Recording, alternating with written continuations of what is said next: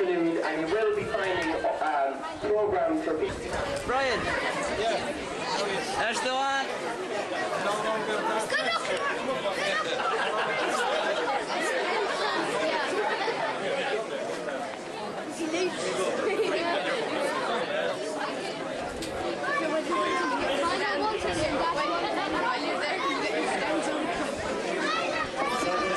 Hello? Reverend Fathers, ladies and gentlemen, on behalf of Killala AFC, I'd like to welcome you all to our official opening day of this fine Killala pitch. A few people extended their apologies that couldn't make it today. We'll say Andy Kenny, TD, Councillor Eddie Staunton, Brian Goulding and Seamus Granahan. Pat Quigley, Chairman as well. And a special welcome to Brian Carr, our guest of honour. He's made us take us today.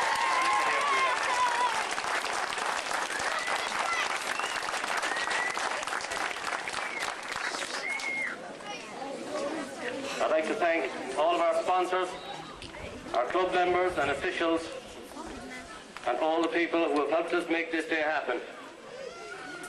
And of course, a main thank you, and without their help, this pitch wouldn't have happened today. Thank you, Mr.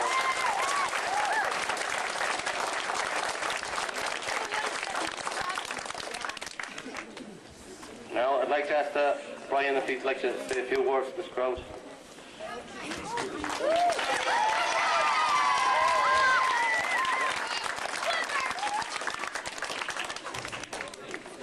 How's it going? They wanted me to sit down. I've not been sitting down for 4 hours in the car, so I'm not sitting down. Where do you start here?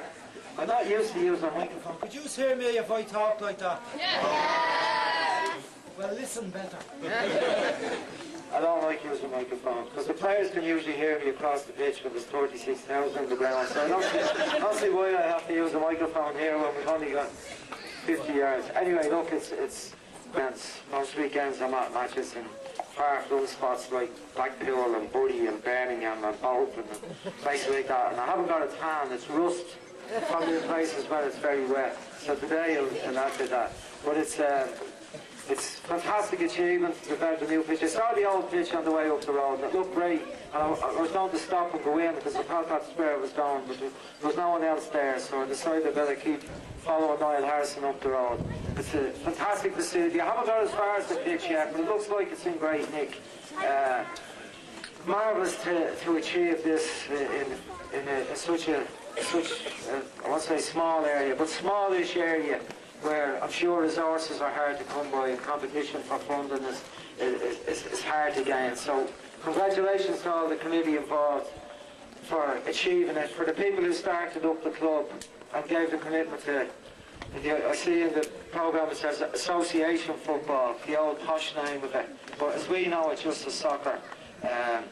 To have kept soccer going in this area and have so many teams at 12, 14, 16, 18, the first team going so well at the moment and up at the top of the league. It's a marvellous achievement, and you know, while I'm now the manager of the international team, the senior team, it's an amazing honour to have.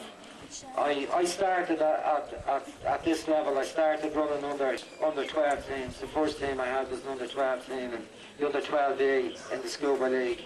I was playing under 15 at the time myself, and I had a team right through from 12 to 18. When the 12s got to under 15 and were playing Sunday, I started up another under 12 team. So I had two teams going at the same time myself, and I was mad, and I'm still mad, and I admit that. But I loved it. I loved the enjoyment of being involved with teams and young people and parents giving you a bit of a dig out and encouragement. But I started at that, and I know how hard it is, and about gear and nets and money and funds and subscriptions and the league fees, and you know, sometimes other sports maybe not appreciating you, making it hard for you, and putting obstacles in the way, and arranging camps and trials and all tournaments when you're trying to do something, and so frustrating. But so with the help of everyone, I've ended up in the senior job. But this is the grassroots. Without this, there's no senior international team. There's no Damien Duffs and Andy Reeds and Robbie Keane and all those fellas, or even the Roy Keanes. Without this level of football, we have to have this. This is where the stars, the players for the future, when we're long gone, when I'm out of the picture, and maybe when many of you are no longer involved, our players will be still coming. We had a team, an Irish international team in Sweden this week. I think it was Falkenberg they were playing in, and my buddy Noel was running the team. And I was talking to him the other night, they beat Norway 2-1 after the match, and he was going through the players and how they did to me. And I said, you have a lot of different fellas there. He said, yeah. He said, you know, we've only 4 players from Dublin in the squad of 18 that he had there this week. He players from everywhere in that team. And that's the way the game has changed. There's an opportunity there now for players from every part of Ireland to get into the teams, to get into the representative teams. First of all, the County Cup, Peter's been down there, players from Mayo in the County Cup every year, playing well, did very well. 3rd place this year, I think it was it Mayo? Was it? 3rd place in the County Cup this year, Mayo team, played great stuff. And even the Dublin people told me they thought they were the best team.